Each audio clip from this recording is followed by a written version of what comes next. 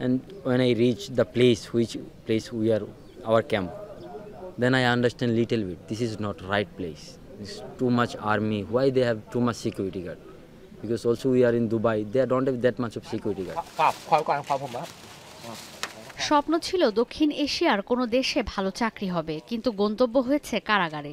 বন্দি থেকে জোরপূর্বক সাইবার ক্রাইমের সঙ্গে যুক্ত করা হয়েছে এসব ভুক্তভোগীকে। বিভিন্ন দেশ থেকে থাই মিয়ানমার সীমান্ত দিয়ে পাচার করে আনা এই বন্দীদের অনেক সময় মারধর, নির্যাতন করা হয়, দেয়া হয় ইলেকট্রিক শক। থাইল্যান্ড মিয়ানমার সীমান্তে প্রতারক এই চক্রে ফেসে গেছেন বাংলাদেশ, পাকিস্তান, ইথিওপিয়া, চীনের শতাধিক নাগরিক। প্রতিনিয়ত হতে হচ্ছে নির্যাতনের শিকার। Our job was they give us client number. We add the number from the WhatsApp and we send them message. And if somebody don't want to work with them, they are in Myanmar. They say in Chinese say they have one of biggest market, the place here they're selling the organ, human organ.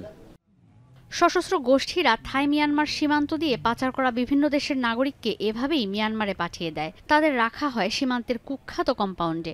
সারা বিশ্বের মানুষকে প্রতারিত করার মতো জঘন্য কাজ করানো হয় তাদের দিয়ে। কাজ করতে অস্বীকৃতি জানালে দেয়া হয় প্রাণনাশের হুমকি। সম্প্রতি রয়টার্স, গার্ডিয়ান সহ পশ্চিমা ও এশিয়ান বিভিন্ন গণমাধ্যমে উঠে এসেছে এমন সব প্রতিবেদন। I get a lot of punishment, like I receive shock, electric shock every day. I receive punch every day because like we were working for 18 hours without salary. Most of Africans want to live better life. Then those Chinese boss take disadvantage and they catch us. বিষয়টি সামনে আসে যখন Myanmar, চীন আর Thailand যৌথভাবে উদ্যোগ নেয় scam সেন্টারগুলো খুঁজে বের করে ভুক্তভোগীদের উদ্ধার করে নিজ দেশে প্রত্যাবাসনের ব্যবস্থা করার উদ্যোগ নেয়। এখন পর্যন্ত মিয়ানমার থেকে চীনা প্রায় 200 মানুষকে নিজ দেশে ফেরত পাঠানো হয়। থাইল্যান্ডে ফেরত পাঠানোর প্রস্তুতি চলছে। টেলিকম প্রতারণার ফাঁদে পড়া আরও প্রায় 800 চীনা নাগরিককে সামনে দেশে ফিরিয়ে আনা হবে। প্রতারক চক্রের কাছ থেকে উদ্ধার করা হয়েছে বিভিন্ন দেশের অন্তত 7,000 মানুষ। টেলিকম প্রতারণা রুখতে হাত মিলিয়েছে এই 3 দেশ।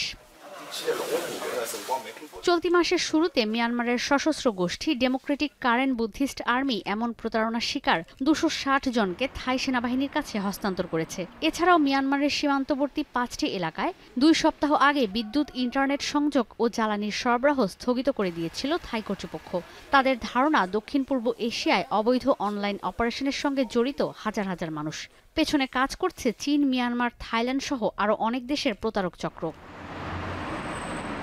কেবল দক্ষিণ পূর্ব এশিয়ায় নয়, অনলাইন স্ক্যামের বিরুদ্ধে অভিযান চলছে সারা বিশ্বে। প্রতারিত হচ্ছেন এশিয়া, আফ্রিকা, মধ্যপ্রাচ্য, দক্ষিণ আমেরিকার শত শত মানুষ।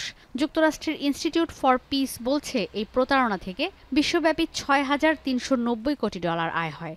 এর মধ্যে $3,900 কোটি আসে কম্বোডিয়া, মিয়ানমার আর লাওস থেকে। জাতিসংঘ বলছে মিয়ানমারের 1,20,000 নাগরিক আর কম্বোডিয়ার 1 লাখ নাগরিক অবৈধ এই প্রতারক চক্রের সঙ্গে জড়িত। বিগত কয়েক বছর ধরে সন্ত্রাসী সংগঠনগুলো দক্ষিণ পূর্ব এশিয়ার বিভিন্ন দেশে এভাবেই অবৈধ কার্যক্রম চালিয়ে যাচ্ছে। ঈশিতা ব্রহ্ম, এখন বিশ্ব।